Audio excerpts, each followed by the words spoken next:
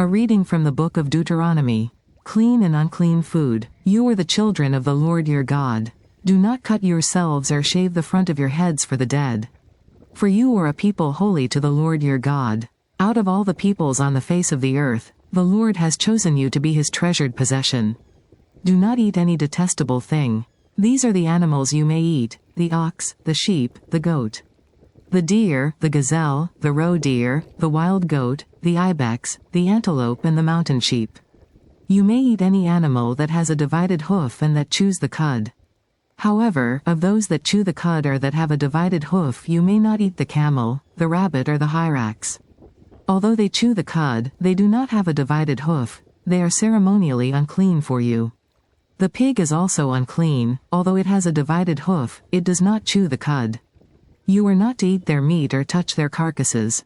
Of all the creatures living in the water, you may eat any that has fins and scales. But anything that does not have fins and scales you may not eat, for you it is unclean. You may eat any clean bird, but these you may not eat: the eagle, the vulture, the black vulture, the red kite, the black kite, any kind of falcon, any kind of raven, the horned owl, the screech owl, the gull, any kind of hawk, the little owl, the great owl, the white owl, the desert owl, the osprey, the cormorant, the stork, any kind of heron, the hoopoe and the bat. All flying insects are unclean to you, do not eat them. But any winged creature that is clean you may eat.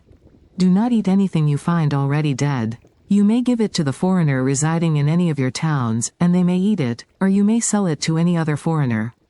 But you are a people holy to the Lord your God. Do not cook a young goat in its mother's milk. Tithes. Be sure to set aside 1/10 of all that your fields produce each year. Eat the tithe of your grain, new wine and olive oil, and the firstborn of your herds and flocks in the presence of the Lord your God at the place he will choose as a dwelling for his name, so that you may learn to revere the Lord your God always. But if that place is too distant and you have been blessed by the Lord your God and cannot carry your tithe, because the place where the Lord will choose to put his name is so far away, then exchange your tithe for silver, and take the silver with you and go to the place the Lord your God will choose. Use the silver to buy whatever you like: cattle, sheep, wine or other fermented drink, or anything you wish. Then you and your household shall eat there in the presence of the Lord your God and rejoice. And do not neglect the Levites living in your towns, for they have no allotment or inheritance of their own.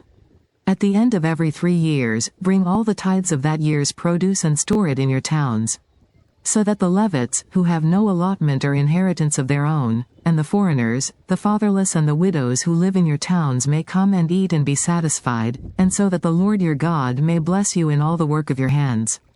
The word of the Lord.